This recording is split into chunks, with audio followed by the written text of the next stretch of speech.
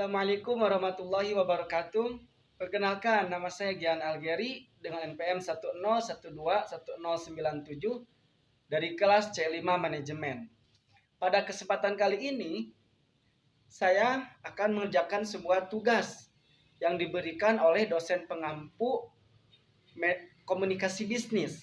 Tugas tersebut yaitu di mana kita membuat sebuah video yang menjelaskan mengenai komunikasi dan juga mengenai komunikasi internal dan juga komunikasi eksternal. Baik, untuk itu kita langsung saja ke video yang akan dijelaskan oleh saya sendiri.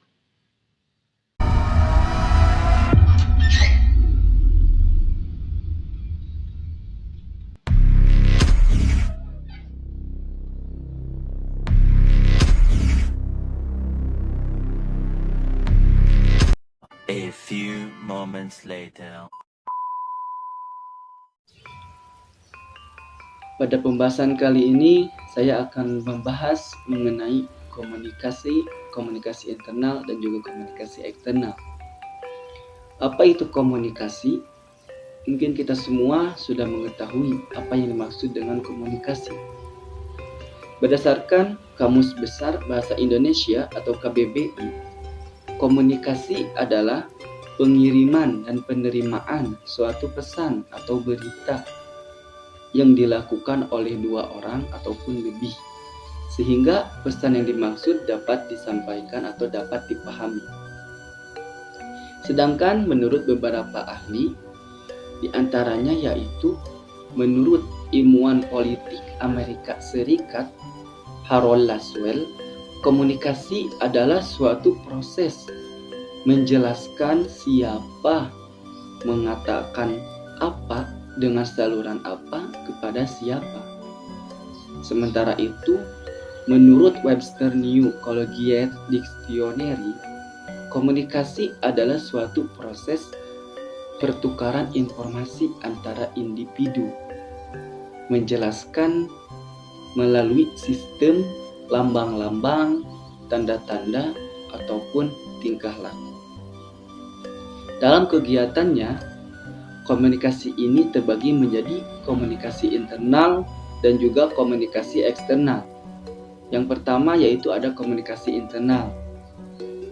Secara sederhana, komunikasi internal yaitu komunikasi yang terjadi dan dilakukan oleh para pihak internal atau oleh anggota suatu perusahaan ataupun suatu organisasi, baik yang dilakukan secara formal maupun secara non-formal. Secara formal yaitu mengenai komunikasi pembahasan mengenai suatu pekerjaan dalam perusahaan tersebut. Sedangkan komunikasi non-formal yaitu komunikasi mengenai diri pribadi yang tidak ada kaitannya dengan suatu pekerjaan atau perusahaan tersebut ataupun organisasi. Komunikasi internal ini terdiri dari dua jenis, yaitu ada komunikasi internal personal dan juga ada komunikasi internal kelompok. Komunikasi internal personal yaitu komunikasi yang terdiri dari dua orang dalam suatu organisasi maupun perusahaan yang melakukan komunikasi, baik secara tatap muka maupun melalui media. Sedangkan komunikasi internal secara kelompok yaitu komunikasi yang terjadi di dalam suatu perusahaan ataupun organisasi yang dilakukan secara kelompok dengan kelompok, atau dalam suatu organisasi kita lebih mengenal dengan bagian-bagian atau divisi-divisi. Nah, komunikasi internal secara kelompok itu yaitu komunikasi antara divisi-divisi tersebut.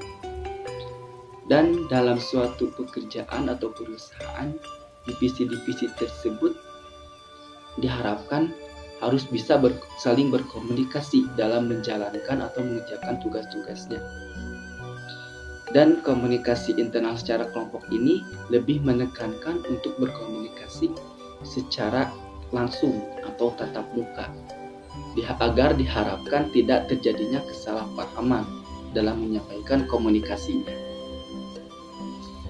Untuk contoh-contoh komunikasi internal ini yaitu diantaranya seperti rapat atau laporan atasan kepada bawahan maupun pemilik perusahaan kepada para karyawan, seperti terjadinya yaitu rapat kerja maupun kerjasama antara divisi-divisi atau juga obrolan-obrolan para karyawan, seperti halnya obrolan gosip maupun lain sebagainya.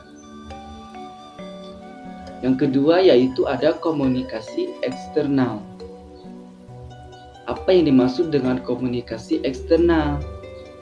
Menurut Encep Sudirjo dan Muhammad Nur Alif dalam buku Komunikasi dan Interaksi Sosial Anak tahun 2021, komunikasi eksternal adalah proses komunikasi yang dilakukan organisasi atau perusahaan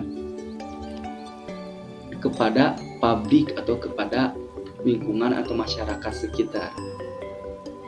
Sedangkan menurut pengutipan dari jurnal Strategi Komunikasi Eksternal untuk menunjang citra lembaga tahun 2018, komunikasi eksternal juga dapat diartikan sebagai proses komunikasi antara pimpinan organisasi atau perusahaan kepada khalayak di luar organisasi.